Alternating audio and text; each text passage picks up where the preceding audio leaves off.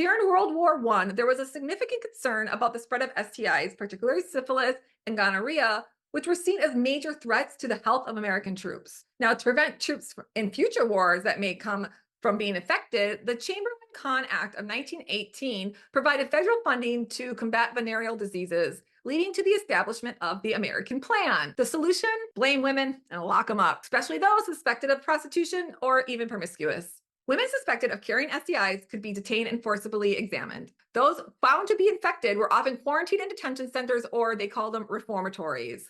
Now, of course, this law was vague on what promiscuous looked like. They didn't need proof or evidence to claim a woman was promiscuous. She wore red lipstick.